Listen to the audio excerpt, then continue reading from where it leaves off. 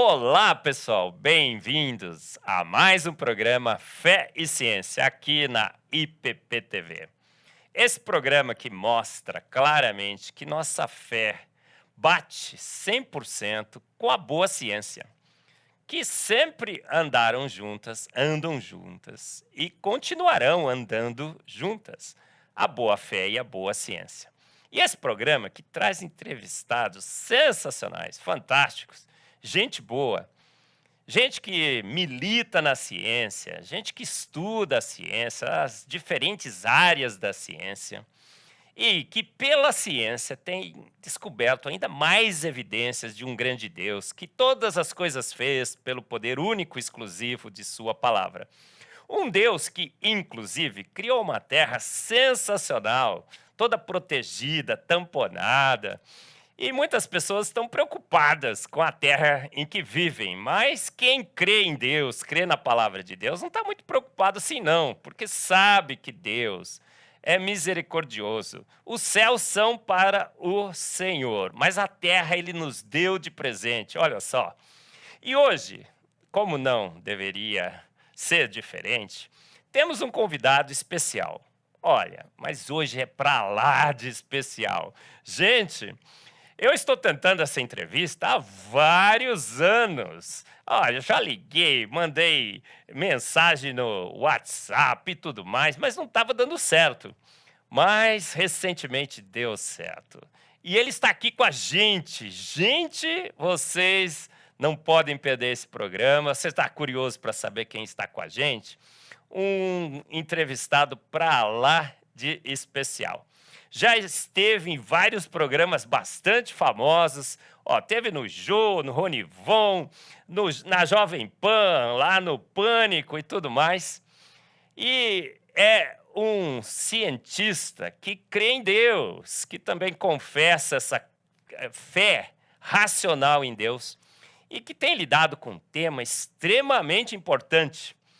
O, o planeta Terra, o seu clima, a sua temperatura, será que estamos realmente ameaçados aqui na Terra? Você já deve estar sabendo quem seria. Ninguém, menos que doutor, professor Ricardo Felício. Ricardo, que privilégio imenso ter você aqui. Você não sabe por quantos meses, anos, né? Eu almejei ter você no Fé e Ciência. Muito bem-vindo, Muito Ricardo. obrigado pela oportunidade, tá? É um prazer estar com vocês aqui. Espero aqui poder esclarecer muitas coisas bizarras que aparecem por aí, né? Que falam que o mundo vai virar uma bola de fogo, né? É, uma grande sopa, né? Vamos estar nessa sopa aí escaldante, venenosa, Escaldante, o né? mar vai subir até o Himalaia, né? As coisas assim. Sim, olha, gente, eu sempre acompanhei o Ricardo nas suas entrevistas, eu achava sensacional o nível de informação que ele passava. Uma informação que também vai contra, né, aquele senso comum que passa por aí, muito parecido comigo, não é, Ricardo? Que eu falo contra a evolução, olha só. E com dados assim magníficos. Recentemente estivemos juntos lá em Brasília, né, com o Bispo JB, né? E o que aconteceu lá? Gente, 4 horas de palestras, 370 slides, e eu não queria mais. Acabou. Ricardo, olha, a gente sempre começa o programa onde o entrevistado fala um pouco de si mesmo, mas hoje eu quero explorar você ao máximo no conhecimento que você tem nessa área. Então, eu queria que você se apresentasse rapidinho, falando, olha, onde você nasceu, o que que você faz, um pouquinho da sua vida. O Ricardo pelo Ricardo, como seria? Bom, eu nasci em São Paulo mesmo. Na minha graduação, né, uma parte mais técnica, né, o Ricardo, eu sou meteorologista por formação. Eu fiz um mestrado em meteorologia antártica, que era a minha paixão, é realmente estudar o gelo, a atmosfera das regiões polares. Depois eu fiz o meu doutorado também na área de climatologia geográfica, mas também na área da Antártida. E finalmente aí tornei professor doutor da área de climatologia. Essa é a minha vida, na verdade, eu tive muitas coisas antes disso, né, mas, assim, para o nosso propósito hoje, foi esse assunto, né, estudar o gelo e de repente veio um negócio que aquele negócio vai sumir, desaparecer, tudo. De onde tiraram isso, né? E foi aí que, vamos dizer assim, foi o que instigou a partir para cima desse assunto. Mas, Ricardo, a tese aqui do Fé e Ciência é que cientista bom não é cientista ateu, não é? Porque o pessoal acha que cientista bom é cientista que não crê em Deus, porque ele não vai misturar as coisas, né? Não vai se confundir com a sua fé e na ciência. A tese do Fé e Ciência é diferente. Nós temos trazido aqui grandes cientistas que creem em Deus. 90% dos ganhadores de prêmio Nobel, homens que criam em Deus, que creem em Deus, que continuarão crendo, porque as estatísticas não estão mudando. Praticamente todos os fundadores das grandes áreas da ciência eram homens que criam em Deus. Na minha área, espectrometria de massas, J.J. Thomson, ele cria em Deus, ia na igreja todos os domingos, lia a Bíblia. Você crê em Deus, Ricardo? Eu creio em Deus, sim, com certeza. Como é que foi sua experiência com Deus ao longo da sua vida, bem resumidamente? Eu não sei muito bem explicar isso, mas assim, a sensação que a gente tem é que a gente parece que é separado para isso, né? Tipo, eu nunca me corrompi com nada que foi dito, eu sempre tentava buscar a verdade. Acho que só pelo fato de você buscar a verdade e não aceitar qualquer premissa que é mandada para ti, né, já nos indica esse caminho, né? Maravilha. Você teve uma experiência recente. Você é hoje um cristão evangélico? Sim, cristão evangélico. Olha, que coisa boa. Gente, olha, cientista bom não é cientista ateu, não é? Tem muitos cientistas bons que são ateus, não é isso. Mas aquela impressão geral de que você precisa ser ateu para ser um bom cientista é totalmente destruída aqui nesse programa, viu, Ricardo? E principalmente com o Ricardo aqui. Ricardo Felício, um grande estudioso aí da Terra, do seu clima, das condições meteorológicas, do aquecimento global, camada de ozônio, nível dos oceanos. Eu tenho ouvido o Ricardo falar essa palestra de quase 4 horas, 370 slides, gente. Sensacional, e eu queria mais. Mas, como a gente não tem muito tempo, o que nós faremos? Eu preparei 10 questões para você, né, Ricardo? Você respondeu magnificamente aqui em apenas 80 slides, né? Veja bem, gente. E vamos à primeira. Eu vou fazer a pergunta para você e você rapidamente responde. A gente vai tentar usar ao máximo aqui esse tempo com o Ricardo. Ricardo, estão dizendo que a gente vai cozinhar nesse planeta. Que olha que terrível, o aquecimento global, a gente tem que comprar taxa de carbono e tudo mais. A Terra está esquentando, Ricardo? Pois é, isso não é verdade, né? Porque a gente não sabe, simplesmente isso, tá? De fato, porque a atmosfera que nós estamos estudando no planeta é extremamente gigante, ela é extremamente extensa, apresenta um monte de particularidades conforme as regiões. As nossas séries de dados mesmo, são muito curtas, tá? As áreas são enormes. Nós ficamos sem medições até 1950, imagina só, 1950 é agora, né, na história que nós temos, né? E os próprios métodos de medição dessa temperatura divergem nos seus resultados porque eles objetivam coisas diferentes, tá? Aqui, por exemplo, nós estamos mostrando para as pessoas o total de manchas solares com as anomalias de temperatura. O que a gente observa aqui? Poxa, que o Sol é o grande controlador climático. Certo? Conforme as manchas solares estão indicando a atividade solar. Então, se o Sol está menos intenso, as temperaturas estão mais baixas. Se a intensidade do Sol aumenta, a temperatura responde. Então, isso aqui foi muito bem estudado, né? Então, a atividade solar é uma coisa que realmente os cientistas estudaram há muito tempo. E a gente tem essa construção de dados mostrando os mínimos, né? Então, mínimo de Dalton, as temperaturas estavam lá embaixo. Pequena era do gelo, pequena era do gelo agora, né? 1850 a 1899, é agora isso. E aí você tem uma recuperada de temperatura chamada do pequeno período moderno quente, que é o nosso agora, que o pico foi em 1959. Que aconteceu? Está caindo agora. Está caindo. Então, em 1959 é o Ano Geofísico Internacional, um evento mundial que foi estendido até 59 porque os cientistas falaram, o Sol está no seu máximo, vamos aproveitar que está todo mundo monitorando as coisas no planeta para entender. E dali em diante, a gente só vê caindo. Então, já é conhecido ciclos de 90 anos, ciclos de 200 anos.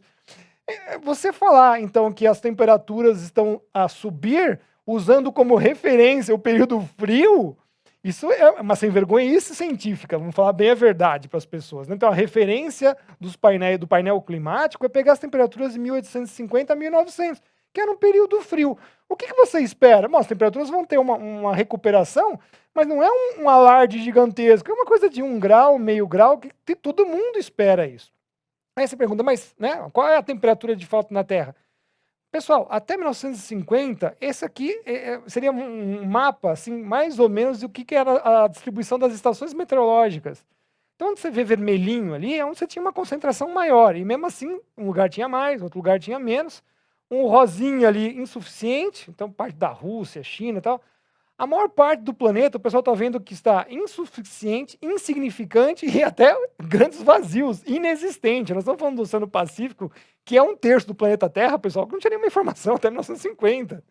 E também insuficiente no Atlântico. No Atlântico, inexistente na Antártida. Então, nós não tínhamos dados. Então, o que a gente tem? Então, a pergunta é, o que nós estamos realmente a medir? A cobertura para medição de temperatura em superfície é insuficiente para responder a pergunta exata. Qual é a temperatura da Terra? Tá? Então, o que nós temos são só estimativas tiradas das estações meteorológicas de superfície que não cobriam o planeta inteiro. Cobriam alguns lugares do planeta. E, principalmente, o quê? O hemisfério norte.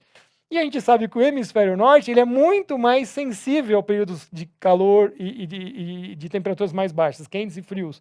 O hemisfério sul não, é diferente. Aqui, por exemplo, olha só que interessante essa informação, que é de domínio público, certo? Então qualquer um pode ter acesso. Angmastalik, a leste da Groenlândia, o que você está observando aqui? Anos 20, bem frios, 30, 40, mais quentes que o atual, final do século 20. Cai a temperatura de novo nos anos 70 e começa dos anos 80 de novo a esquentar. A partir de agora está mais ou menos intermediário e vai cair de novo. Reykjavik, sul da Islândia, mesmo padrão.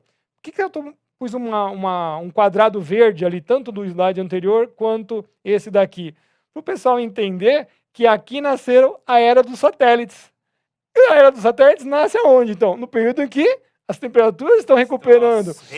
Aí você fala, olha, está aquecendo. Amigo, esfriou um pouco antes.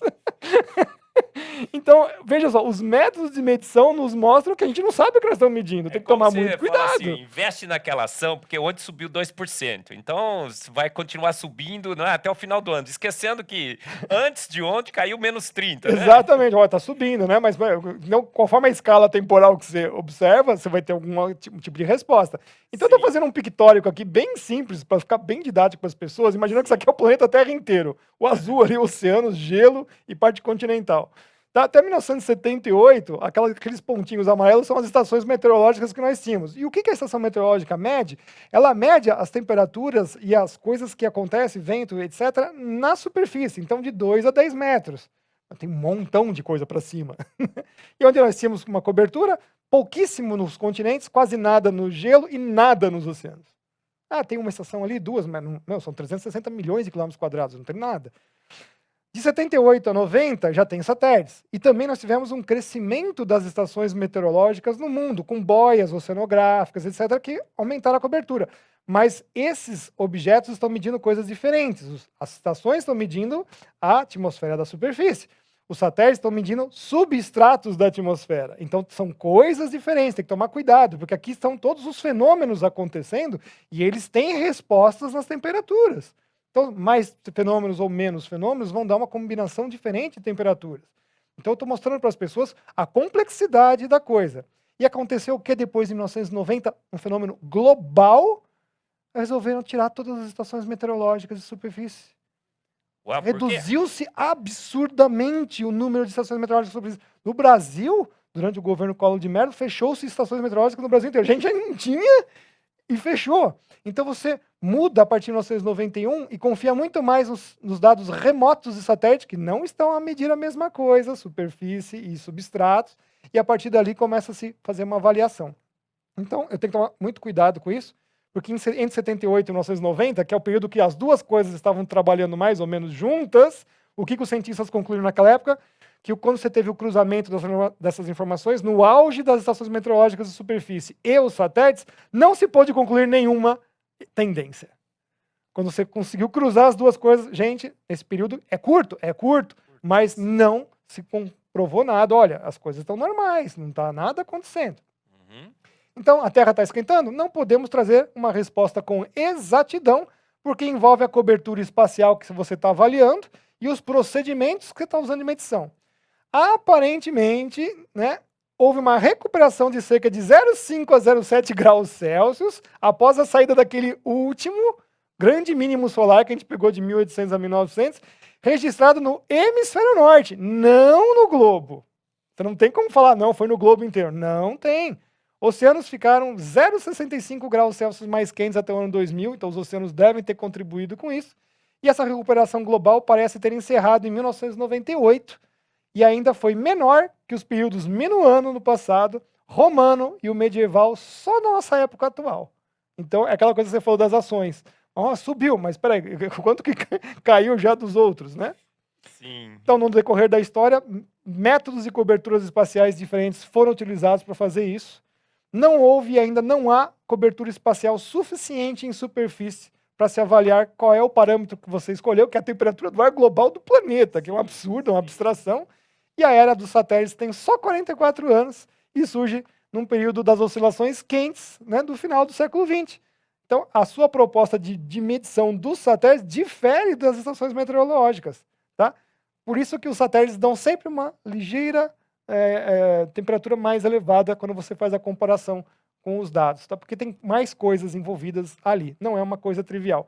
Esse aqui é um gráfico que eu peguei para vocês exclusivo, porque eu consegui pegar o 1º de janeiro de satélites, o 1º de janeiro de 1979 e o 1º de janeiro de 2023. Exclusivo aqui para o Fé e É Ciência. a primeira, sim, Pois, já olha aí, com a nova tendência de dados dos anos 80 até 2010, que fecha a normal climatológica, e a comparação tem que ser feita com o mesmo valor, senão você não sabe o que você está comparando. Aí, o que você pode tirar daí? Você não pode tirar absolutamente nada, porque dependendo do janeiro, você tem de 10 em 10 anos, né? Um janeiro que no hemisfério norte, que é inverno deles, foi mais acentuado, outros foi menos, mas é interessante olhar a parte tropical do planeta, que é o quente. 79, a parte tropical que vocês estão vendo azul, estava um pouquinho mais frio que o normal. Olha agora 2023, tem uma cara muito semelhante da parte tropical de 1979. Inclusive, é interessante quando você compara também 23 com 93, que a Antártida, as temperaturas estão caindo bastante, está mostrando ali, inclusive, que a anomalia está negativa, mas em 93 estava positiva, você tem uma oscilação diferente ali. E assim que é a beleza de se estudar isso. Você olha, essas coisas estão acontecendo. Olha 83, que interessante como o Pacífico estava bem acima das temperaturas, presença do El Niño. Quer dizer, um fenômeno que realmente mexe com as temperaturas globais e mexe com o clima global. Está ali a prova. Né? Então, esse janeirão aqui que a gente colocou para os nossos telespectadores, cada janeiro aí desses anos, mostram como as anomalias variam bastante. Tem um período que pode estar mais frio, pode estar mais quente, mas o interessante é observar a parte tropical, que é onde você tem aí a grande temperatura. Então, olha só, o tamanho do planeta, 510 milhões de quilômetros quadrados, né? Os mais variados tipos dominantes de cobertura, oceanos com 320 milhões de quilômetros quadrados, gelo, terras áridas. Aí você está falando assim, ó, está variando a temperatura 0,0 não sei o quê. Gente, o planeta varia a temperatura de 58 positivo, que pode chegar até 70 graus Celsius no Saara, a menos 89 graus Celsius, já chegou a menos 93 na Antártida. Você fala que você está tirando uma média, aquela brincadeira que eu falei, é a média do seu umbigo. Essa informação não tem nenhum valor científico, tá? E essa aqui é legal, porque também pela primeira vez eu vou falar isso, porque, sabe, fica assim preso na garganta, agora eu vou falar. Pode falar. Aqui Pode falar, então tá aqui, a gente quer ouvir a verdade. Essa Ricardo. suposta temperatura média global, ela está oscilando entre 14 e 15 graus Celsius. 14 e 15 graus Celsius é alguma coisa quente? Não, é frio, todo mundo é frio. Fala para um carioca disso. A Terra tem uma temperatura média fria. O que vocês estão fazendo um escândalo sobre esse assunto? Verdade. É horrível. É horrível, tá? Então não podemos ter certeza, pois estamos medindo então objetos diferentes, mas o interessante é que, a temperatura que vocês estão chegando é uma temperatura fria. O que vocês estão fazendo um alarde? Absolutamente. Gente, vocês sentiram aqui, né, todo esse conhecimento, por isso que eu sou fã de carteirinha do professor Ricardo Felício. Ricardo, você tem um curso, não tem? Sim. Quantas horas? 7 horas. 7 horas, gente. Você vai ter 1 hora aqui, você pode assistir 7 horas de aula com o professor Ricardo Felício. Nós estamos colocando aqui o link, o site, o endereço, você vai poder lá entrar, se inscrever.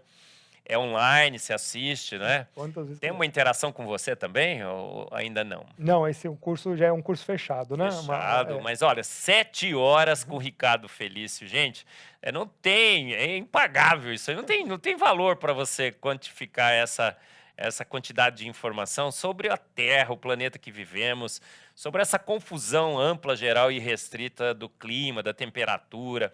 Você viu essa aula sensacional que o professor Ricardo Felício nos ofereceu aqui em 15 minutos? Pensa em 7 horas. Eu disse para vocês, assisti 4 horas, né, ele vai explicando ponto a ponto, como... Eu sempre digo que, quando me perguntam, falo, ó, primeiro, o problema é grande demais para a ciência de menos. A gente vai lá, mede a temperatura de uma gotinha de água e fica achando que aquela temperatura é a média do oceano, né? Mais ou menos assim. Por aí, Você põe... Você tá no barco, coloca o termômetro lá e fala assim, ó, 19 graus, temperatura média dos oceanos. Não foi? É mais ou menos isso que fizeram, Ricardo? Pois aí, por aí. A gente mede de uma gotinha e fica achando que tem. E parece que estão... Quando você percebe que eles estão forçando uma tendência, a gente fica meio desconfiado, não é? Fica assim. Mas, ó, a segunda grande pergunta, vamos lá, Ricardo, que a gente quer explorar você ao máximo aqui, tá?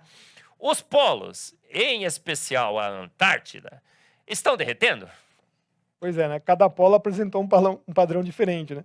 Então, quando a gente estuda isso, a gente fala assim, bom, na verdade é um planeta Terra que são divididos em 3, né? Hemisfério norte, dos 30 norte para cima, hemisfério sul, dos 30 sul para baixo, e a parte tropical. São 3 planetas Terra diferentes. Cada um tem um tipo de padrão. Então, o Ártico, por exemplo, a extensão do mar congelado, está aqui a média, que nós estamos observando ali, 14 milhões de quilômetros quadrados, vai crescendo até de fevereiro a março, depois ele tende a diminuir, né? O período de verão e inverno deles. Aí, 2012, eu peguei esse recorte aqui que vocês estão vendo da NASA, dizendo que a extensão do gelo marinho em 2012 é a mais baixa já registrada em satélite. Pô, eles estão se contradizendo, porque 2007, que é a linha pontilhada verde, está menor. Então, assim, as coisas deles mesmos, a gente coloca aqui. Não bate com os dados, né? Não bate, né? Então, a média ali que vocês estão vendo em cinza é de 79 a 2000.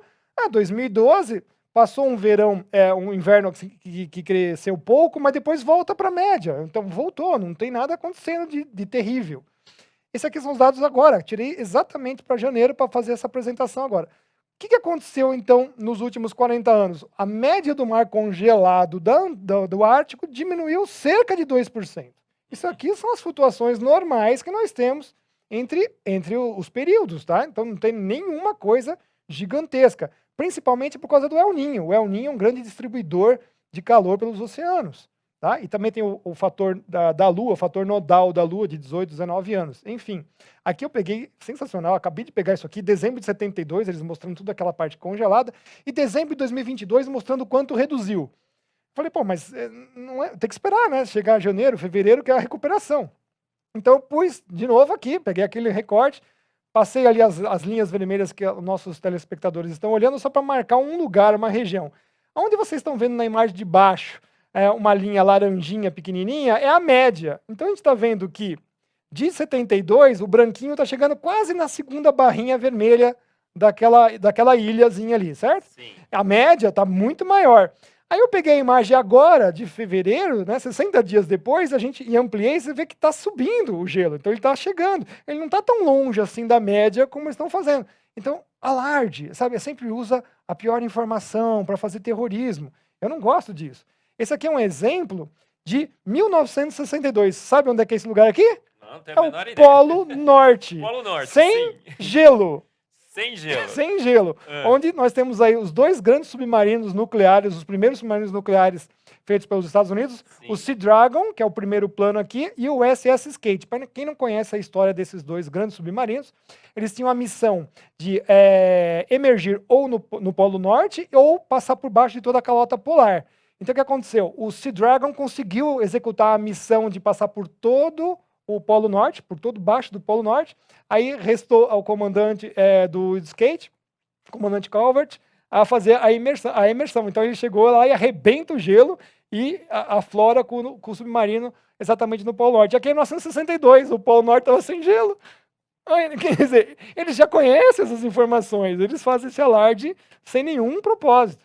Aqui na Antártida, por exemplo, olha só, sabe o que quebrou o recorde de gelo congelado, do mar congelado na Antártica recentemente? Eu fiquei sabendo na sua palestra lá que eu Exatamente, assisti. há 10 Porque anos atrás. não passa na mídia, né? A mídia Não não passa. divulga isso. Agora eles estão falando que eles não sabem por que a Antártida está 70 anos congelando. Então o aquecimento não é global, né?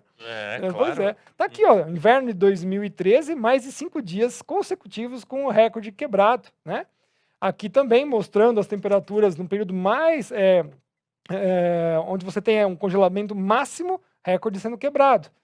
Aqui, recentemente também, né, no começo do ano, alto verão, nós estamos vendo ali, também da época que quebrou o recorde, 2014, lá, o ponto vermelho lá em cima da média, quer dizer, cresceu muito o gelo do oceano, e isso varia. Então, qual é a conclusão que a gente tem? Que a média do mar congelado na Antártida subiu 10% nos últimos 40 anos, tá? Justamente porque nós temos o isolamento da Antártida pelos ventos de oeste, é um padrão totalmente diferente, e o gelo continental continua bastante estável em 14 milhões de quilômetros quadrados, tá? Com uma sazonalidade interanual, tem ano que tem mais, tem ano que tem menos, mas já está marcando uma leve tendência assim, de crescimento desse gelo. Então, nenhuma novidade quanto a isso aí. Agora é legal. Dados, né? Via satélite, novo recorde de temperatura mínima na Antártida foi quebrado, de 89,2 foi para 93 graus negativos. Aqui na Península Antártica, o lugar mais quente, em 2014 era 0 graus, com a temperatura mais baixa desde os anos 70. O que aconteceu em 2015 foi mais baixo ainda, menos 1,2. Tá? Em maio de 2015, marca recorde de mar congelado na Antártida. O ano passado, 2021, temperaturas no Polo Sul também, recordes de novo marcados. Quer dizer, não dá para entender o que eles estão querendo mostrar para nós aí. Ufa, pessoal, vocês estão vendo, né? Assistindo, ouvindo, sensacional. Eu não me canso de ouvir o professor Ricardo Felício, porque é um grande cientista, um cientista brasileiro, é um grande estudioso da Terra e, sobretudo, um cristão que crê em Deus, que quer transmitir a verdade. Você quer transmitir a verdade. Você tem algum interesse? Você ganha algum dinheiro se a Terra esquentar ou ela esfriar, Ricardo? Não, Você ganha amigos defendendo isso? Você só tem inimigos, não tem? A sua conta bancária fica maior toda vez que você fala que o planeta não está aquecendo. Você está transmitindo a verdade que você tem aprendido com os dados, não é? Por isso que eu respeito professor Ricardo Felício, porque é um homem que não tem medo de transmitir a verdade. Eu também faço assim, viu? Eu sou meio parecido com você. Eu pode bater, não tem problema. Mas eu quero estar do lado da verdade, porque o nosso Deus nos ensinou que a gente tem que estar do lado da verdade. O nível dos oceanos, a pergunta número 3 agora, gente. A gente tem 10 perguntas, vamos ver se a gente consegue terminar. O pum da vaca você vai ter que falar, porque senão minha esposa me pega em casa, tá? Tá bom. O nível dos oceanos está subindo. Ó, quem tem casa na praia tem que ficar preocupado, porque o mar vai chegar e encobrir o telhado? Negativo, olha lá. Não há evidência nenhuma que o nível médio dos oceanos tenha subido nos últimos 100 anos. 100 anos. Aqui, olha só, marca na Ilha da Morte, na Tasmânia, 163 anos, e a marca continua visível, né? Quem fez isso aí foi o capitão James Clark Ross, 1841, tá lá a marca, né? Tem outros, sabe? A gente pega assim, eu fico assim surpreso que as pessoas não usam o próprio cotidiano delas mesmo para mostrar que isso não existe. Então tá aqui, ó, né? O Ilhéu Pedras do Mato, que é em São Vicente, ali dia 7 de julho de 1904, tá ali a foto de um postal, mostrar que o postal é o mesmo, em 1908 tá lá. 1910, uma outra fotografia, né? Lembrando que esse lugar foi onde Martim Afonso de Souza, em 1533, né, fez o aporte, fez uma missa. Nós temos lá um outro postal já em 1930, mesma coisa. Né? Aqui a pedra fundamental do Marco Padrão em 1932, o ilhéu continua o mesmo. Inauguração em 33, década de 1950 e agora, a mais recente que eu achei, em 2012. Mesma coisa, isso faz parte do nosso cotidiano, a gente não vê, mas tem coisas piores. Tem né? coisas piores. Tem. Aqui o filme é 1954, é Proibido Beijar, com a Tônia Carreiro, né? A Praia do Pitangueiras, em frente à Ilha da Pombeva. 1980, Festival de Verão, eu estava lá nesse dia, nessa fotografia lá. 1980. 1980, o Maestro Karabchev, né? Uhum. 2017, Esquadrilha da Fumaça se apresentando no mesmo lugar. Parece que até um pouquinho mais para trás, né? Não tá Exatamente. Aqui, ó, a Casa da Pedra, que nós temos na Praia das Astúrias, Guarujá, Guarujá, sim. 1965, o filme do Mazzaropi, né? O Puritano da Rua Augusta. 1993, fotografia do Conde Fat, né? Ano 2000, uma fotografia de um site de turismo. E 2020, fotografia da revista Veja. A mesma coisa, gente. Né? Passou-se todos esses anos e ninguém viu isso, né? Agora, tem coisas interessantes? Tem. Fundy Bay, no Canadá, você tem marés que diferem de 10 a 18 metros de variação. Quer dizer que se o que está dizendo assim, ó, porque por questões geográficas esse mar sobe e desce muito. Se realmente tivesse subido alguma coisa no nível, né, aqui a amplitude seria muito grande. Muito. Então isso aqui é a prova que não acontece. Aqui estaria extrapolado o efeito. Muito extrapolado, exatamente. Aqui, Mont Saint-Michel, na França, o mar vai embora 18 quilômetros. Eu falo assim, se você quer fazer uma maratona e não tem força, então você corre só meia maratona e o mar você faz correr a outra, né? Porque senão você vai ser afogado aí. Sim. O mar te pega, né? Processos de polderização na Holanda continuam. Processo de polderização é quando você toma do mar para fazer agricultura, então ninguém está preocupado com o nível do mar. Sim. E é claro que os árabes continuam fazendo as suas ilhas em Dubai, né? Então, se fosse assim, né? Você acha que eles investiriam, né? Milhões e milhões, bilhões de dólares. Bilhões. E eu gosto muito da frase do professor Macaulay, que já é falecido: a última coisa que o mar tem é nível, porque se você olhar aí por todos os lugares do planeta, cada lugar apresenta um negócio. Tem pontos anfidrômicos que o mar simplesmente não mexe, sabe? Então, a última coisa que o mar tem é nível, é sensacional. E a Bíblia também deixa claro, né, que Deus estabeleceu o limite para o mar, e desse limite o mar não passará. Exato. Há um decreto divino Pronto, então. do nosso grande Deus, não há, Ricardo? Exatamente. Ele deu, a gente fica preocupado que a Bíblia diz como esse planeta vai acabar, né? Em 2 Pedro 3,10, uma grande explosão atômica, os elementos ardendo se desfarão. Não vai ser por aquecimento. Quarta pergunta: a quantidade de CO2 na atmosfera, gás carbônico, tem aumentado? Olha, o pessoal está preocupado, vendendo cota de carbono. Outro dia eu vi uma propaganda, olha, viaje agora, você pode viajar com carbono e pagar a sua cota de carbono da viagem de avião. A quantidade de CO2 na atmosfera tem aumentado, Ricardo? Pois é, há uma leve elevação, mas não há evidência que seja a nossa responsabilidade. Foi o homem que causou. Exatamente. Tanto é que ele caiu demais o CO2, quase que extinguiu as plantas do planeta, uma parte das plantas C3 do planeta Terra. Só para o pessoal entender, tá? Nós vamos ficar sufocados. Não. CO2 continua sendo o gás traço, ele está na proporção de 0,035%, que é aceita pela literatura. Tá? O pessoal gosta de fazer um terrorismo em cima disso. A partes por milhão. Né? Partes por milhão, tá? A grande contribuição do CO2 são dos oceanos, sempre, tá? 90 gigatoneladas. Aos seres humanos cabe 4,1 gigatoneladas. E os caras querem extrapolar para 30, né? Então, quando a gente observa isso, olha, tem que lembrar que a estação de referência deles é em Mauna Loa. E Mauna Loa é do lado de um vulcão no Havaí, tá? E essa estação, então, ela foi colocada lá para medir qual era a contribuição do Oceano Pacífico, não dos seres humanos. Então, é um desvio de função da estação. Quanto que subiu em Mauna Loa? De 0,033 em 58 para 0,041 em 2020. Então, subiu 0,008 em 65 anos. Guardem bem esse número. Por quê? A elevação aceita normalmente pela ciência é de 0,005, tá? E não há prova que essa elevação seja de origem humana. Daqui a pouco nós vamos explicar isso para vocês. Mas guardem, subiu 0,008 segundo Mauna Loa em 65 anos. Agora nós vamos ver se é ou não humana. Também poderia ser, olha, quantos operadores diferentes quiseram fazendo essa medida aí, né? Nossa. É o mesmo analista? Não é, né? Não Mudou, 65 anos, gente, vai lá. E aí? Pergunta número 5 agora. Quanto do aumento do CO2 pode ser atribuído ao Ricardo aqui, ao Marcos, a todos que nos ouvem? O pessoal está preocupado aí que está emitindo CO2, está aquecendo o planeta. Quanto que nós Quanto desse aumento é nossa culpa? Essa que é a pergunta interessante, porque não há como se determinar esse valor com qualquer certeza. Portanto, os valores atribuídos às atividades humanas são o quê? Estimativas bastante grosseiras, feitas por equipes que estão fazendo aí mapeamento de carbono para justificar aqueles créditos de carbono. Então, na verdade, é um grande negócio, tá?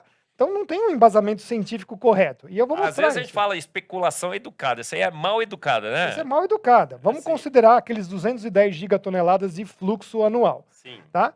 Então, a estimativa humana correta seria de 4,1. Né? Então, se a gente está pegando 4,1 e multiplicando por 65 anos, dá aquele número horrível ali que vocês estão vendo, 3 zeros amarelos. Lembra que era 0,008 que a gente colocou aí embaixo? Então, a gente não entrou nesse número. Não entrou, claro que não. Não entrou, né? Então tá lá, pelo valor escalar, não há contribuição humana.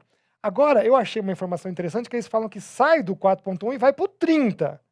Tá? Então eu vou ajudar eles e vou multiplicar por 30 os 65 anos. Tá bom? Então a estimativa é improvável, que é forçada a pegar os 30, multiplicar pelos 65 anos, a gente chega no 001. Aí você fala, nossa, professor, entramos na conta, né? No 001. Tá? Então a suposta elevação de 0,08 significa que a nossa teórica é de 0,001%. Mas eu estou chutando mesmo, porque não vai dar essa conta. Né? Irrisória.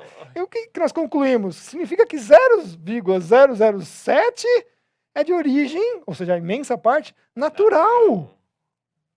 Então, quer dizer, não adianta nada você extinguir o CO2 humano, que quem está mandando na coisa é o CO2 natural.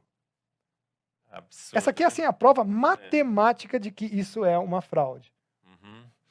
E próxima pergunta. O homem tem o poder de alterar o clima da Terra? Está nas nossas mãos? Ou Deus, sabendo que talvez a gente pudesse fazer alguma besteira, deixou... Eu controlo. Com certeza, porque a resposta é bem simples. Não, né? Não, né? Eu coloco esse slide sempre para as pessoas. Ó, o clima não é uma máquina passível de ser consertada. Olha só, você quer controlar e você ainda quer consertar, né? Isso que é legal. Confusão que é proposital, né, feita para a sociedade toda, quando você confunde os chamados sistemas soft systems com hard systems. Soft systems são coisas muito simples, né? Mas eu coloquei um exemplo de um motor, mas para a gente fala, nossa, o motor é uma coisa altamente complexa. Não é, o engenheiro sabe desmontar aquilo, sabe muito bem, sabe que temperatura tem um significado físico para aquilo lá, o motor não trabalha mais frio nem muito quente, tem uma temperatura certa. Agora você está falando que o macroclima, ou seja, tudo que está acontecendo no planeta Terra, tem uma temperatura média global, quer colocar isso num termostato e dizer que se tiver mais para cá tá ruim, se tiver mais para lá tá bom, e você quer controlar isso. Então, tá lá, né? Isso aqui não tem sentido, gente. Isso não tem sentido, você colocar uma temperatura global que envolve toda a complexidade dos fenômenos, porque tá ali, ó, né?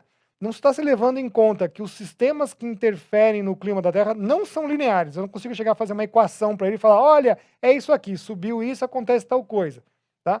São de alta complexidade, todos eles estão conectados e as resultantes entre eles podem dar tanto respostas positivas, ou seja, intensificam um fenômeno, quanto negativas. O exemplo que está acontecendo agora em São Paulo, em fevereiro de 2023, com essas chuvas, é um exemplo de respostas positivas. Vários fenômenos tiveram, né, uma coincidência de acontecerem que amplificaram uma coisa que acontece todos os anos. Tá? Então, por isso, relação escalar é altamente equivocada quando você mistura a ação humana versus o que acontece no planeta. Mãos humanas são bem diferentes do que um vulcão. Né? Certeza. Então tá lá, né? Não conseguimos manipular e controlar os fluxos de massa e energia que são enormes. Que envolvem o clima da Terra. Eu gostei uma analogia que você fez, né, naquela palestra que eu assisti. A gente vai lá, pega uma tampinha, né, enche de água e joga no oceano e fala, aumentei o nível dos mares. Até aumentou, mas você foi um insignificante, né? Foi irrisória a sua participação. Irrisória a sua participação. A 7. Que a gente está acabando nosso tempo, gente, a gente precisa correr. É o aumento de gás carbônico que aumenta a temperatura ou é o aumento da temperatura que aumenta o gás carbônico? E ainda por cima, para complicar, ele colocou dissolvido, que ele queria dizer uma outra coisa. E a gente vai colocar as duas respostas. Assim. Então já coloca assim, ó, claramente o CO2 está em função da temperatura do ar Ao contrário. ou da temperatura da superfície do mar. Porque o professor fez 2 perguntas numa só, então a gente vai ter que responder as 2, tá? Então, primeiramente, aqui a gente já vai direto nos cilindros de Vostok, nos testemunhos de gelo, tá? E é interessante que nós estamos então num período interglacial agora, que é um período mais quente, mas o planeta Terra passa mais tempo no período frios. Então, quando a gente vê isso, né, as temperaturas dos outros interglaciais foram de 6 a 10 graus mais elevadas do que o nosso. Então, o nosso está muito frio, por isso que tem muito gelo no planeta ainda, tá?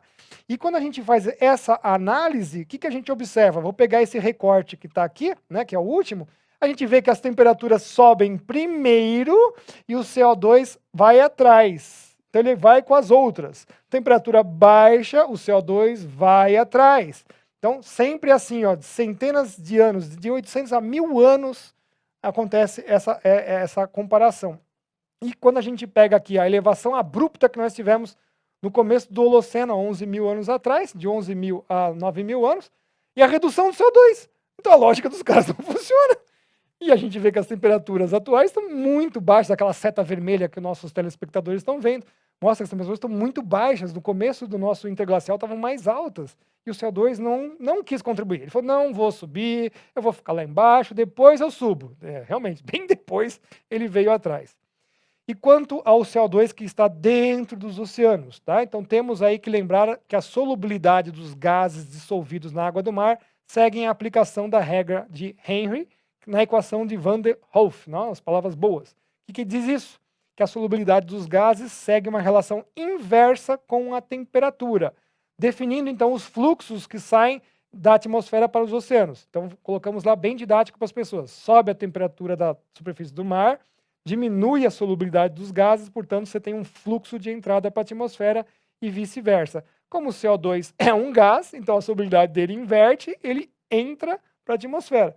Então, o que a gente espera? Que na parte tropical os oceanos emitam mais CO2 para a atmosfera e que nas partes polares ele retire esse CO2 da atmosfera. E esse é um ciclo lindo e maravilhoso porque justamente os oceanos antárticos, por exemplo, que é a coisa que eu mais gosto de estudar, você tem uma fixação de CO2 gigantesca e explode a vida lá durante o verão, né? Porque fica muita radiação solar passando pela água, a zona fótica dos oceanos, enfim.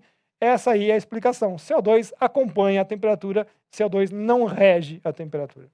Magnífico, Ricardo. Olha só. Agora chegou a pergunta talvez mais importante, porque o pessoal fica falando, nossa, CO2, gás carbônico, que coisa ruim. Mas a Bíblia diz, Ricardo, a Bíblia diz, todos que estão nos ouvindo, que viu Deus que era tudo muito bom. Ele conclui com muito bom. O muito bom de Deus é sensacional, espetacular, melhor de todo mundo, não é? E o CO2 estava lá, tem um ciclo do carbono, ele pôs o CO2. As plantinhas parece que gostam de CO2. O CO2 é do mal ou do bem, Ricardo? Nossa, esse aqui claramente, de novo, o CO2 é o do bem, né? É o gás maravilhoso que circula, que a gente chama pela trindade, pelo professor Maruyama, que é um professor japonês, entre a rocha, oceanos e atmosfera. Então ele está andando nisso daí. Né? Fica preso nas rochas, demora bastante nos oceanos, é super veloz na atmosfera. Então a gente entende que a atmosfera desse circuito é o cara mais rápido. Leva água rápido, leva o CO2 rápido, o resto é tudo mais lento. Imagina se a gente não tivesse, então, a atmosfera, ia ser tudo muito difícil de acontecer, né? Então, a beleza dessa trindade é exatamente essa. Grandes repositórios e um cara que está distribuindo isso, fazendo o transporte, né? Então, o CO2, pessoal, é o gás da vida. Sem CO2, nenhuma forma de vida existiria no planeta Terra. Isso é muito claro. E quanto mais se eleva a sua concentração na atmosfera, maior é a produção vegetal. E os cientistas sabem disso, porque a era dos satélites também está mostrando outras informações que a gente vai trazer aqui, ó. Dados de satélites mostraram aumento de folhagem de 1982 a 2010. Isso é no planeta inteiro, e são diversas pesquisas, não é uma só, né? Dados de satélite, de novo, mostrando aumento de folhagem, 1982 a 2015. Tá lá, todos os pesquisadores mostrando. E não só isso, o que o CO2 também faz? Que será? Que será, Faz gente? o quê, Mostra gente? aí, Ricardo. Meteorologia agrícola e florestal. As nossas árvores plantadas que a gente usa para madeira crescem mais, porque a gente tem mais madeira, não tem menos madeira. Tem mais papel, não tem menos papel. É tudo ao contrário. E nós temos também o quê? maior desenvolvimento agrícola. E o mais interessante é que esse esverdeamento, chamado de esverdeamento do planeta, ocorre principalmente nas regiões de menor desenvolvimento do que os mais desenvolvidos, ou seja, o Brasil, a África, não sei o que, estão ganhando uma produtividade vegetal maior. E ninguém fala nisso. As plantas estão passando fome, então? Negativo, elas estão aumentando mais. Por isso que a gente faz a campanha internacional dos 500 ppm. Mas elas querem mais CO2, então. Mais Se aumentar CO2. CO2, elas vão gostar. Vão. Por Não isso, vão reclamar, não. não, por isso que a gente usa as estufas. As estufas são justamente para isso, para fazer a chamada fertilização por carbono. Por isso que eu gosto de lembrar, CO2 faz o quê? Comida. Uau, faz comida, né? Gente, é isso aí. Isso é interessante, que só uma última informação rápida, que esse aqui é um relatório internacional que mostra que o Brasil é um dos que tem maior cobertura vegetal do planeta preservada, tá? Então, na América Latina são 4,85 milhões de quilômetros quadrados, são 24, um quarto do planeta Terra está na América Latina, só que desse um quarto, mais da metade está no Brasil. Incrível, incrível. A próxima pergunta. Chegamos. Olha, tem tempo ainda. Tem tempo. Salvei, né? Senão minha esposa Elizabeth ia me pegar em casa. Porque teve um filminho que passou no colégio do meu filho, tá? E aí perguntaram para mim. Eu tentei falar com você, não consegui. Linda, mas agora tá aqui o recado, ó. A vaca é do mal e seu pum tem liberado metano mortal? A vaca é do mal e o seu pum tem liberado metano mortal? Mas a vaca não foi Deus que fez? O que você diria, Ricardo? Rebanhos são do bem, né? O metano presente na atmosfera é majoritariamente emitido por fontes naturais, não é a gente, não é a vaca. A vaca é natural, não? Você sim, também. Mas qual a contribuição da vaca nisso? Essa aqui é uma informação bem interessante e ela se resume simplesmente a isso, é uma descrição mesmo, né? Porque se o CO2 está dentro dos gases traços, o metano está dentro dos traços dos traços. Tá? Então, o CO2 está lá em 350, 380 partes por milhão, o metano entra na parte por bilhão. Não dá nem para medir, né? De tão pouco, né? Um sujeito sem vergonha, de tão pouco que tem. Não interessa seu efeito de forçamento radiativo, que os caras falam, não, ele é super intenso, é não sei quantas vezes mais que o CO2. A atmosfera livre, ele não trabalha como estufa, nunca vai fazer isso, tá?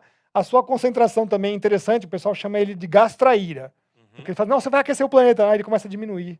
Então a concentração dele varia bastante, ele é o gás traidor, né? Tá ali, ó. Né? Ele sobe, ele desce, ele muda, ele não segue nenhuma regra, sabe? É uma coisa bem interessante. As fontes, só para as pessoas saberem, majoritariamente naturais. Bactérias, acho que não tem bactéria no planeta, é pouca coisa, né? Vulcões, tem mais de 1.400 vulcões ativos atualmente, né? Torres oceânicas que saltam bolhas de CO2 dentro dos mares, pântanos, lagos, os ciclos biogeoquímicos do solo, a maior incógnita que o painel climático da ONU tem são os ciclos biogeoquímicos do solo, então aí também como fontes, né? A 10ª pergunta. Olha, o do pum da vaca, sensacional, viu? Estou querendo te convidar, gente. Depois você vai pensar aí como é que vão acessar você, né? Porque foi muito difícil. A Carla, sua esposa que está ali, né? Ela que conseguiu, né, Carla? Muito obrigado, viu, gente? A Carla está ali. A gente não está mostrando a Carla, mas foi ela que fez o link. Depois você vai me dizer como é que o pessoal vai te achar, porque todo mundo vai querer ouvir você, né? Tá. Faça um curso do professor, mas também chame o professor para as palestras. É Deus, portanto, Ricardo, que está no controle. As pessoas podem descansar em Deus, podem ficar tranquilas que Deus nos deu a terra de presente, e esse presente de Deus veio todo protegido, tamponado, inclusive protegido contra alguma estupidez que o homem possa estar fazendo. Com certeza, eu coloco sempre, né? Aqui, né, eu vou usar esse exemplo, que eu apresento sempre também nas palestras, né? Se a gente não consegue nem controlar uma estufa para não deixar as plantas morrerem de frio durante o inverno, imaginemos controlar o planeta inteiro. Isso aqui é um exemplo, só para o pessoal entender. A estufa é um ambiente controlado, fechado, para você proteger as plantinhas. Aqui, nós tivemos geada negra dentro da estufa, mas não tivemos fora. Então, aqui é um exemplo. Mas a Bíblia mostra que o homem tem autoridade sobre a criação, né? Isso é importante a gente ressaltar, mas Deus que é soberano sobre tudo, incluindo o clima, que escalarmente nós não temos esse poder. A gente pode controlar coisinhas pequenas, uma estufa, uma plantação, fazer a irrigação e tal, mas o clima mesmo, a atmosfera, jamais a gente vai fazer isso. E eu pego essa sentença aqui, foi interessante, da teóloga Avery Foley, né? Que ela coloca, né? Certamente podemos impactar o meio ambiente e impactamos, mas aí eu falo assim, tem que lembrar das escalas, né? A gente mexe nas coisas, nós temos um rio em cima, dentro da cidade, que tem lá as fezes jogadas, porque nós não tratamos. Então nós temos uma responsabilidade nesse aspecto, né? Não que nós estamos destruindo o planeta inteiro. Não tem como fazer isso, né? Então lá. Mas não somos o todo de tudo e o fim de tudo, né? Como se nós fôssemos responsáveis de acabar com tudo. Impossível. O que acontece aqui na Terra. Deus existe e o seu plano triunfará. E ele revelou que a vida na Terra não terminará por causa das mudanças climáticas provocadas pelo homem, que a gente mostrou para todos os nossos telespectadores aqui que é uma impossibilidade física. E tá aí, ó, Deus mostrando para nós, gente, vejam as informações, Claro. vejam o que vocês estão estudando, porque isso que vocês estão falando não existe. Não existe a atmosfera trabalhando como uma estufa. O gás que eu coloquei lá como gás da vida para fazer toda a produção, a base da produção de alimentos, né, sendo o velão, quem está por trás disso? Né? E essas são as perguntas que devem ser feitas, né? E continua lá, né? Acabará quando Deus julgar a terra com fogo e criar novos céus e nova terra, destacando aí. Foley lembra que quando Deus prometeu a Noé que nunca mais destruirá os seres vivos como fez no dilúvio, ele adicionou, né, outra promessa. Enquanto durar a terra, plantio e colheita, frio e calor, verão e inverno, e dia e noite jamais cessarão, que está lá no Gênesis. O que é isso? É o ambiente e o clima que seguem normalmente. Aí, a Bíblia é sensacional, não é, Ricardo? Olha, gente, veja só, mais uma grande verdade da palavra de Deus sendo confirmada pelos dados da ciência, não é? E o que significa Jamais isso? cessará, teremos colheita, inverno, verão, o mar fica lá paradinho lá, né? Olha, às vezes vocês passam lá o mar invadindo e destruindo umas casas lá nos Estados Unidos, né? Isso não é uma dinâmica natural? É uma dinâmica natural, como a gente falou. Existem situações em que as condições todas se somam e você tem um extremo. Né? Então, você tem as respostas positivas e respostas negativas. Por exemplo, se você tem, então, um ciclone tropical chegando no litoral, ele já naturalmente vai aliviar o peso da atmosfera em cima dos oceanos. Então, os oceanos vão subir, porque ele vai sugar esse oceano. Aí ele vai para cima do continente. Aí você imagina só que você ainda está na lua cheia, que o mar está alto. São duas combinações. Sim. Aí, aqui no Brasil, isso também acontece, pessoal. Por exemplo, passa uma frente fria, na retaguarda da frente fria no litoral, chama o vento de lestada. Então, ele empurra o oceano contra a costa. E, ao mesmo tempo, a frente fria jogou um monte de água na parte continental. Que os rios vão fazer o quê? As bacias hidrográficas vão drenar tudo isso e jogar de volta para o mar. Mas o mar não quer, porque ele está alto. Aí vai fazer o quê? Vai fazer um efeito tampão e vai começar a alagar tudo. Então, são a combinação desses fenômenos. Então, quando ele fala isso, que vai ter colheita, que vai ter plantio, que vai ter inverno, verão, só que ele fala assim, eu dei racionalidade para vocês, se virem, vão estudar. É o nosso princípio de mordomia que a gente já vai falar lá, né? Você tem que estudar, tem que saber onde é que você tem que colocar a barragem, você tem que saber quando você tem que guardar água. Todas essas coisas estão aí. Então, nós temos que utilizar do meio. E tá lá, né? Por isso que Foley acredita que, apesar da responsabilidade que a humanidade tem com a natureza, portanto, a nossa mordomia, o foco principal de Deus está nas pessoas. Tá? A criação de Deus é importante para ele, mas nós temos muito mais valor do que os pardais, ela colocou ali, né, aos olhos de Deus. Portanto, devemos sempre ter uma abordagem humanos em primeiro lugar para as questões ambientais, são as chamadas prioridades. E o que os ambientalistas colocam em primeiro lugar? O planeta. Olha, sobrou um tempinho, olha só que coisa boa, para falar sobre as implicações, não é? Geopolíticas de tudo isso. O Ricardo, você mostrou claramente aqui, eu assisti uma palestra desse professor sensacional aqui, que vocês acompanharam por essa hora, com inúmeras informações adicionais. E fica claro que parece que estão querendo forçar uma tendência que não existe, pelo menos não existe evidências. No mínimo, ninguém pode dizer que aquilo está acontecendo. Parece que nem acontecendo está. O que está por trás disso, então? Você é um cientista capacitado, você tem estudado essa questão por décadas, eu diria. Você é um homem que crê em Deus, quer falar a verdade. Qual é a sua conclusão? Por que estão forçando essa tendência? Deve lembrar lá quando você assistiu aquela palestra que eu cheguei a dividir um primeiro slide. Olha, são 3 blocos isso daqui. 3 blocos, sim. Porque o nosso caminhar foi nesse sentido. Primeiro, a parte científica. Mas por que estão falando isso, né? Porque não faz sentido. Então você vai lá, desmembra, aí você vê, tem um outro interesse, que é um interesse geopolítico de controlar a humanidade, de controlar os meios de produção, alimentação, tudo. Poxa, mas então o foco muda para um segundo estágio, que foi essa guerra geopolítica por controle financeiro, etc. Só que depois, no final das contas, a gente fala assim, mas nem isso é. Nem isso é, porque se você quer tirar o CO2 da atmosfera, que já derruba a alimentação, se você quer fazer que o planeta volte ao seu estado natural, quando você procura que o planeta agora é o novo Éden e a prioridade dele passa sobre os homens, aí entra no terceiro nível, que foi lá, que a gente apresentou pela primeira vez, né? Foi também uma coisa inédita, que é essa coisa da guerra espiritual.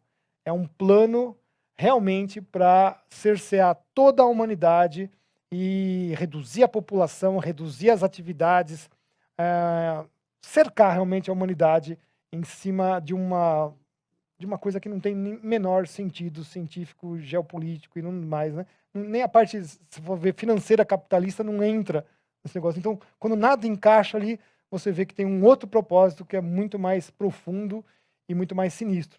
E aí cabe a nós agora, eu acho que essa é a nova missão, de não é exaltar essas obras malignas, mas identificar o inimigo para que a gente possa atuar aonde que é o nosso foco agora de combate. Mas uma outra questão muito importante. Dizem que a Terra tem população em excesso, olha só. Quanto que estamos agora? 8 8 bilhões? bilhões, 8 quase. bilhões? Quase 8 bilhões, acho que 8 é. bilhões, nossa, as cidades estão invadindo tudo, né? 8 bilhões para a Terra. Deus disse, crescei e multiplicai, não é? Enchei a Terra. A gente já cumpriu o mandamento de Deus? A gente já encheu a Terra e está com muita preocupação? Não pode ter mais filho, tem gente que está reduzindo, agora não tem mais filho, tem gato, cachorro, né? O que você acha? Enchemos a Terra? Não, a Terra está cheia de enormes vazios. Ainda mais quando você faz a concentração das populações em cidades, nós temos enormes vazios. E nós temos um painel novo, que é o painel da Biodiversidade e Serviços Ambientais, que quer voltar às origens, ou seja, recuperar 100% de pelo menos 30% do planeta Terra. Ou seja, o que essa gente está pensando? Por isso que a gente fala que eles querem criar um novo Éden, enfiar todo mundo dentro de latas de sardinha, que são as cidades, não tem o menor sentido. Né? Então, além do mandamento não ter sido revogado, né, Sim. nós não temos gente o suficiente nem para ocupar nada aqui do planeta Terra. Né? A nossa produção de alimentos hoje chega facilmente para 21 bilhões de pessoas. O que nós não temos é uma boa distribuição, as pessoas não têm dinheiro para comprar comida, você tem, né? São outros fatores. Quanto Né? por cento da superfície da Terra está ocupado por gente? Se você for ver só da parte de cidades, 0,05%. 0,05%, gente. Você vê partes utilizadas de agricultura, você vai ter um pouco mais disso, né? Mas aí é que tá, as obras humanas imitam as obras da natureza. Então, cidades, 0,05%. É desprezível, né? É desprezível. Absurdamente desprezível. Gente, olha, foi uma aula sensacional, não foi? Infelizmente, estamos chegando no fim. Você precisa fazer o curso do professor Ricardo Felício. Professor doutor, um especialista, um homem que crê em Deus, gente que sabe o que está falando e que está derrubando aqui um grande mito, não é? Um mito do aquecimento global. Não falamos nem da camada de ozônio, hein, Ricardo? Você vai ter que voltar para falar da camada de ozônio, não é? Que estamos fazendo um buraco aí. Se tem camada de ozônio, se não tem, né? Já fica aquele gostinho de quero muito mais, então você vai ter que voltar no próximo programa. Mas, Ricardo, além de fazer seu curso, que nós estamos colocando de novo aqui, vocês estão lendo aí o endereço do curso do professor Ricardo, se alguém quiser falar com você, quiser convidar, vai chover convite, viu? Eu tenho certeza, depois dessa aula sensacional que o Ricardo deu, desconstruiu a sua fé no aquecimento global, não foi? Ele também desconstruiu a minha fé no aquecimento global. Como é que falam com você, Ricardo? Será que você quer colocar? Se não quiser, a gente corta essa parte do programa, tá? Mas como é que falam com você? A gente pode colocar o link aqui abaixo, as pessoas depois entram. Link. Pode. É o link para contatos. É isso, fica mais fácil. Exatamente. Gente, quem vai responder é a Carla, provavelmente, que é o seu contato, né, Exato. Ricardo? E você vai poder, então, chamar o Ricardo para dar uma palestra, esclarecer. Olha, o meio cristão evangélico brasileiro, não é? E todos os cristãos brasileiros precisam conhecer a verdade. É uma verdade que está meio mascarada por aí, gente. Deus cuida de mim, Deus cuida da Terra, Ele nos deu a Terra de presente. A Terra é um planeta espetacular, sensacional. O que você acha da Terra? Fala aí. A Terra, Deus deu um presente legal para gente? Deu sim. Inclusive, quando a gente estuda, cada vez mais a gente encontra pedacinhos. Nossa, mas isso aqui é sensacional. Esse mecanismo é maravilhoso, né? É, Maravilha. Ó, Ricardo, estamos no final. Então, eu vou te dar um minuto. Um minuto, a gente vai estourar um pouco o nosso tempo, porque o Ricardo merece esse estouro. Para suas considerações finais. Olha, você vai olhar para aquela câmera ali, que é a sua, né? E você vai estar falando para, principalmente, olha, tem muita gente que está te ouvindo, mas eu quero que você fale para os cristãos brasileiros, as pessoas que creem em Deus. E o que o Ricardo Felício, o professor doutor Ricardo Felício, um professor que crê em Deus, poderia dizer para todo esse pessoal que está bem apavorado aí com o alarmismo que anda por aí em relação à Terra? eu tenho que dizer que as pessoas não têm que ter medo disso, né? Esse alarmismo é feito de propósito, é um terrorismo climático feito em cima da cabeça das pessoas para que elas percam o foco na sua própria vida, né? Então veja só, agora o planeta passa a ter prioridades sobre a vida dos seres humanos, enquanto na verdade nós temos que manejar, manipular o planeta, as nossas atividades, o nosso desenvolvimento em cima dessa criação que foi nos dada como bons mordomos. Então, não se esqueçam disso, né? Os cristãos têm que sempre levar em conta esse fator. Nós temos a boa mordomia, né? Nós não estamos usando as coisas como se fosse de qualquer forma, porque nós temos a nossa racionalidade que Deus nos deu para entender e gostar daquilo que Ele nos ofereceu. É exatamente isso. Então, não tenham medo. Isso tudo é um alarmismo que tem um outro propósito, é um propósito que começa na parte geopolítica, de controle das sociedades, controle das mentes, mas no fundo eles querem mesmo a sua alma, o seu espírito. Então, fiquem atentos a isso aí, porque nós estamos aqui tentando desmascarar esse grande engodo que é colocar um outro Deus como adoração. Tudo no final tem uma guerra espiritual, não é? É. A gente sabe disso, a Bíblia nos adverte. É uma batalha espiritual sempre. E o clima também, olha só, gente, que informação magnífica que só o Fé e Ciência traz para você aqui na IPP TV.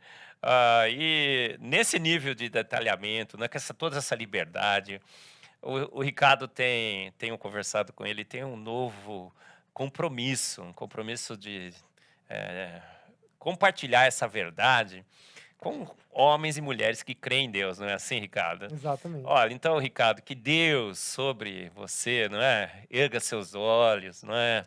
Derrame paz, prosperidade. Gente, vamos chamar o Ricardo para esclarecer a verdade. Você pode convidá-lo no link que apareceu aqui. Ricardo é um homem que conhece a ciência, milita na ciência, sabe muito bem do que está falando e, sobretudo, um homem que crê em Deus, que tem Deus como seu Senhor e tem um compromisso com a verdade, portanto. Então, você gostou desse Fé e Ciência, não gostou? Assista todos os programas Fé e Ciência na nossa playlist, compartilhe com seus amigos os links dos nossos programas e nos acompanhe. Várias outras entrevistas sensacionais, como essa do professor Ricardo Felício, estão por vir.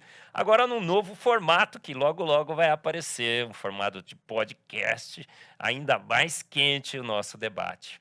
Então, esteja sempre conosco no Fé e Ciência, aqui na IPP TV. Até o próximo programa. Obrigado.